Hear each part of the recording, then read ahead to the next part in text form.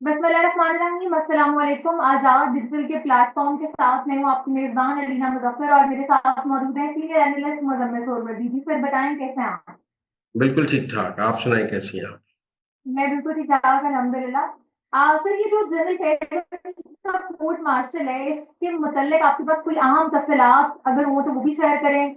और सुनने में आ रहा है कि और भी इस तरह के स्ट्रॉन्ग तरह के अरेस्ट जो है वो अमल में लाए जाएंगे। तो आप क्या समझते हैं इस तरह के केसेस का क्या कंक्लूजन जो है वो एट लास्ट निकलेगा? लेकिन जनरल फैज हमीद के और उनके साथ जो दो ब्रिगेडियर्स और एक कर्नल गिरफ्तार हुए हैं, इन चार लोगों का फील्ड कोर्ट मार्शल जो है वो नेक्स्ट स्टेज में दाखिल हो गया है। इसकी पहली स्टेज ये थी कि उन्होंने मुल्जमान को कहना था कि आप अपने अपने वकील मुकर्रर करें। जनरल फैज ने एक रिटायर्ड ब्रिगेडियर वासिफ को अपना वकील मुकर्रर किया है, और जो दो रिटायर्ड ब्रिगेडियर्स हैं और कर्नल हैं उन्होंने भी अपने वकला मुकर्रर कर दिए हैं। जब तरीक़ाकार यही है कि जब ये अपने वकील मुकर्रर कर देते हैं, उसके बाद जो फील्ड कोर्ट मार्शल की बाकायदा कार्रवाई शुरू हो जाती है। अब जब इनके वकला ने, जनरल फैज के वकील ने, दोनों ब्रिगेडियर्स और कर्नल के वकला ने अपने अपने वकालतनामे जैक ब्रांच में जमा करा दिए हैं और फील्ड कोर्ट मार्शल, तो अब फील्ड कोर्ट मार्शल के लिए जीएसक्यू में इजलास हो गया है। उसमें फील्ड कोर्ट मार्शल की टाइमलाइन, डेट्स और प्रोसीजर तय हो गया है। अब उसकी तारीख फिक्स की जाएगी अगले चंद दिनों में, जहां पर मुल्जमान को उनकी चार्जशीट पढ़ के सुनाई जाएगी और वो प्लीड करेंगे गिल्टी या नॉट गिल्टी। नॉट गिल्टी की सूरत में ट्रायल होगा, और वो ट्रायल जो है फील्ड कोर्ट मार्शल की सूरत में वहां पर जो जज मुकर्रर किए जाएंगे, सर्विंग जनरल और उनके साथ दीगर, वो मिलकर ये ट्रायल देखेंगे। जैक ब्रांच इसमें मदद करेगी, 10 कोर इसमें मदद कर रही है, और ये ट्रायल जो है मुझे लगता है अगले 1 से 1.5 माह में मुकम्मल हो जाएंगे, क्योंकि अब जबकि ये नए चार्ज फ्रेम पे पहुंच गया है, तो चार्ज फ्रेम के बाद जो है वो प्रोसिक्यूशन के दलाइल हैं और वकील सफाई के दलाइल हैं और शवाहिद पेश करने हैं। तो मुझे लगता है कि ये बहुत जल्दी, हम बाय अक्टूबर फर्स्ट वीक या सितंबर लास्ट हम जनरल फैज की कन्विक्शन देख सकेंगे, और उनके ट्रायल का फैसला फील्ड कोर्ट मार्शल का हो जाएगा। बहुत से लोग पूछ रहे हैं कि क्या सजा होगी। मुझे उम्र कैद से कम सजा नजर नहीं आ रही जिस किस्म के इल्जामात हैं, और मुझे ये भी नजर आ रहा है कि अगर चार्जेस जो फ्रेम होंगे उसमें 9 मई के चार्जेस भी हुए, कि आपने 9 मई की प्लानिंग की है और उस हवाले से शवाहिद अगर पाकिस्तान फौज के पास मौजूद है और उन्होंने 9 मई का चार्ज जनरल फैज और उनके साथियों पर फ्रेम किया, तो फिर इमरान खान को भी मिलिट्री तहवील में लिए जाने के वाज़ेह इम्कानात हो जाएंगे, क्योंकि जब वो कोलैबोरेटर का मिलिट्री ट्रायल होगा तो फिर उसमें भी। तो इसलिए मुझे जनरल फैज का ट्रायल नेक्स्ट सेकंड स्टेज में द फील्ड कोर्ट मार्शल दाखिल हो गया है। मुल्जमान के वकालतनामे आ गए हैं, अब चार्ज फ्रेम होना है जो नेक्स्ट वीक में हो जाएगा। तो अब अगले हफ्ते में चार्ज फ्रेम होगा, और उसके बाद चार्ज फ्रेम होने के बाद जो इल्जामात के है वो मुल्जमान को दिए जाते हैं और वो अपना दिफा लेके फिर आते हैं। तो उसमें भी कोई 13-14 दिन का वक्फा दिया जाता है।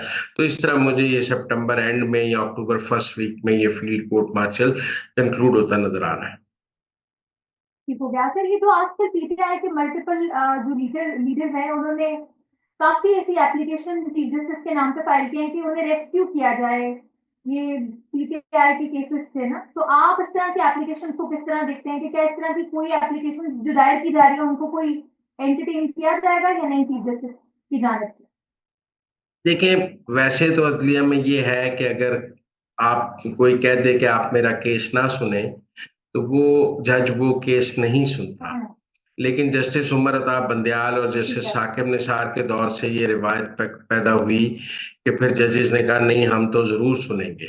और फिर आपको याद है कि जब उमर अता बंदयाल साहब का हम ख्याल बेंच बहुत मशहूर हुआ कि 5 ही जज थे जो सारे मुकदमे सुनते थे, तो वो हम ख्याल बेंच पर जितनी दफा भी इतराज किया जाता था वो उस इतराज को रद्दी की टोकरी में फेंक देते थे। इसी तरह हमने देखा साकिब निसार साहब भी इतराज को रद्दी की टोकरी में फेंक देते हैं। इतराज के हवाले से भी ये है कि इतराज आप कर सकते हैं मुकदमे के शुरू में, मतलब जब मुकदमा हाँ। शुरू हो तो आप पहली समाअत पर या दूसरी समाअत पर एतराज कर सकते हैं, पहली समाअत पर ही एतराज कर सकते हैं। ये नहीं हो सकता कि मुकदमा आधे से ज्यादा सुन लिया जाए और वो किसी कंक्लूजन स्टेज पे आए तो आप एतराज करना शुरू करते हैं। जैसे कि मिलिट्री कोर्ट्स वाले, ये जैसे कि और जो पीटीआई के केसेस हैं वो, उनमें आपको याद है वो जो नैब तरमीम का केस है, उसमें इमरान खान साहब और सब ने पहले दलाइल दे दिए हैं और काजी फैज ईसा पर कोई इतराज नहीं किया, तो अब एंड पे आकर तो आप इतराज नहीं कर सकते। इसी तरह ये जो केस है ट्रिब्यूनल्स वाला, इस पर भी काई साहब एक ऑपरेशनल ऑर्डर कर चुके हैं। मेरे ख्याल में मिडल ऑफ द केस जो है वो एतराज नहीं बनता। तो ये इलेक्शन ट्रिब्यूनल वाले केस में भी अब चूंकि केस काफी आगे बढ़ गया है और उसमें ऑपरेशनल ऑर्डर्स हो गए हैं, जिसमें लाहौर हाई कोर्ट के वो ट्रिब्यूनल्स खत्म किए गए और नए चीफ जस्टिस को कहा गया कि वो इत्तेफाक के राय से इलेक्शन कमीशन से बनाए। तो मुझे लगता है कि उनको रिक्यूज नहीं करना चाहिए और जो केसेस वो सुन रहे हैं वो सुनते जाएं। नए केसेस के हवाले से भी अब सुप्रीम कोर्ट में यह है कि 3 रुकनी जो कमेटी है वो डिसाइड करती है कि किसने कौन सा केस सुनना है।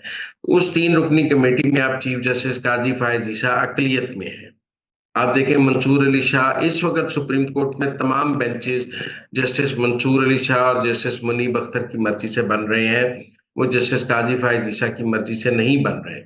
जो केसेस मार्क हो रहे हैं वो अगर कमेटी से मार्क हो रहे हैं तो मंसूर अली शाह और मुनीब अख्तर साहब इकट्ठे हैं और काजी फायज ईसा अकलियत में है। हमने इसीलिए कमेटी के हवाले से काजी फायज ईसा के डिसेंट नोट भी देखे हैं और हमने ये भी देखा है कि मखसूस नशिस्तों पर कमेटी ने कहा कि छुट्टियों के बाद सुनेंगे, तो काजी साहब कहते रह गए कि छुट्टियों से पहले सुना जाए, लेकिन नहीं सुना गया।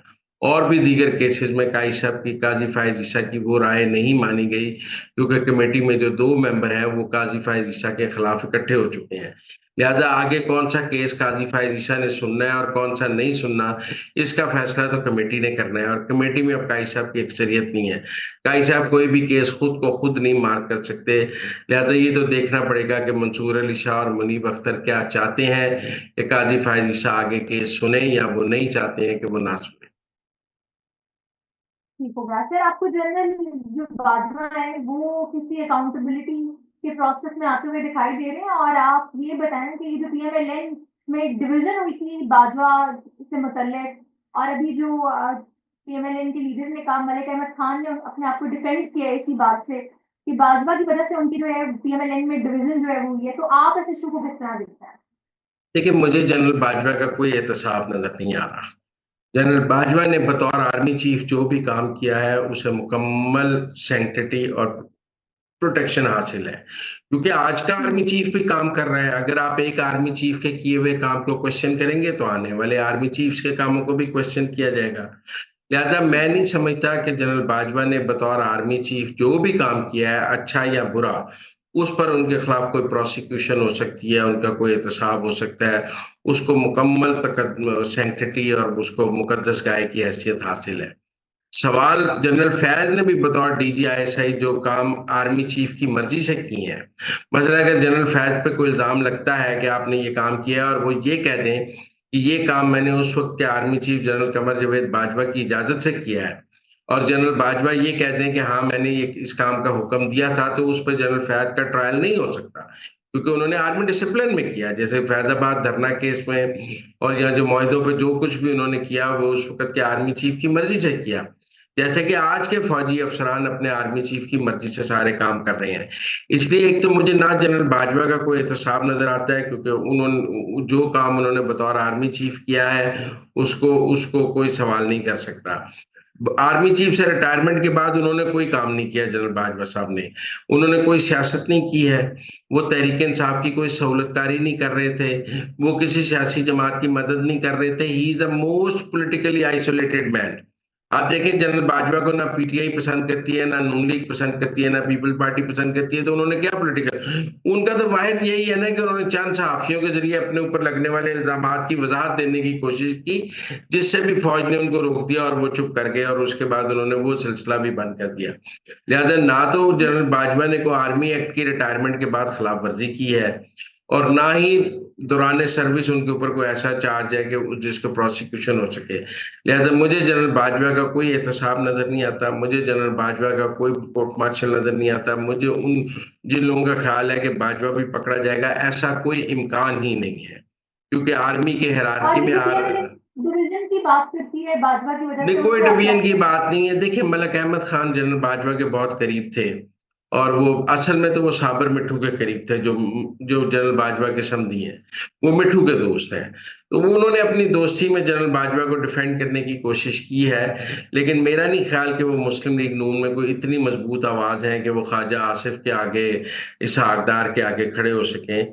तो इसलिए उन्होंने अपनी दोस्ती में एक वजाहत देने की कोशिश की है, लेकिन इसको मैं मुस्लिम लीग नून में डिवीजन नहीं समझता, क्योंकि ओवरऑल मुस्लिम लीग नून में जनरल बाजवा को पसंद नहीं किया जाता। मुस्लिम लीग नून में ये राय है कि हमने उनको आर्मी चीफ बनाया था, उन्होंने हमें नाअहल किया, हुकूमत से निकाला, केस बनाए। वो क्रेडिट नहीं है कि बाद में हुकूमत वापस दी, उसमें भी वो कहते हैं डबल गेम की है, पंजाब छीन कर वापस पीटीआई को दे दिया और बहुत कुछ किया। तो इसलिए जनरल बाजवा के हवाले से मुस्लिम लीग नून में कोई सॉफ्ट कॉर्नर नहीं है फ्रॉम हायर टू टॉप। लेकिन ये जरूर है कि एक खामोशी है इस वक्त मुस्लिम लीग नून में, नवाज शरीफ और शहबाज शरीफ की सत्ता पर जनरल बाजवा और जनरल फैज के हवाले से दोनों कोई बात नहीं कर रहे। सही होगा सर। इलेक्शन ट्रिब्यूनल वाला केस जो है वो पोस्टपोन्ड हो गया है सुप्रीम कोर्ट में। पीटीआई की मौजूदा क्यादत भी इसको लिंगर ऑन करना नहीं चाहती है। आपको क्या ये केस जो है वो 3 मेंबर्स की कमेटी पे जाता हुआ दिखाई दे रहा है चीफ जस्टिस की जानिब से? देखिए, जब तक ये बेंच टूटे ना तब तक नई कमेटी को तो नहीं जा सकता। कानून यही है कि जब एक केस एक बेंच को मार्क हो जाए तो वो 3 मेंबर कमेटी केस वापस नहीं ले सकती। एक दफा मार्क कर सकती है, लेकिन केस किसी बेंच से वापस नहीं लिया जा सकता। ये इख्तियार नहीं है 3 मेंबर कमेटी के पास कि वो केस वापस ले, सुनते हुए बेंच से केस वापस ले ले। जब तक वो बेंच केस सुन रहा है, वो डीलिस्ट करे, वो सुने, वो ना सुने, वो तारीख डाल दे, वो बेंच की मलकियत है वो केस, और कमेटी के पास उस केस को वापस लेने का कोई इख्तियार नहीं है। लिहाजा मैं नहीं समझता कि जब तक वो बेंच टूटे ना, काजी फायजी सर रिक्यूज ना करें, तब तक ये उस बेंच से केस जा सकता है, क्योंकि उस कमेटी के पास ये इख्तियार मौजूद नहीं है। हाँ, बेंच में से कोई मेंबर खुद सुनने से इनकार कर दे तो फिर हो सकता है रिक्यूज, उसकी डी लिस्ट हुआ है, छुट्टियां हैं। अगर मंसूर अली शाह, अतर मनीला, मुनीब अख्तर छुट्टियों पे जा सकते हैं, चैम्बर वर्क कर सकते हैं, तो ये केस डी लिस्ट होने से इतना शोर क्यों है? इन जजों की छुट्टियां नहीं हो सकती, वो सिर्फ मखसूस बेंच में पीटीआई के हामी बेंच जजेस की छुट्टियां हो सकती हैं, बाकियों की नहीं। मेरा नहीं ख्याल ये इतनी डी लिस्ट होना कोई इतनी बड़ी बात है। छुट्टियां चल रही हैं, सबको पता है छुट्टियां हैं। तो छुट्टियों में कैसे केस लग सकता था? ठीक है सर, बहुत शुक्रिया आपके टाइम का। आपसे मुलाकात होगी अगली व्लॉग में। तब तक के लिए मुझे इजाजत। अल्लाह हाफिज़।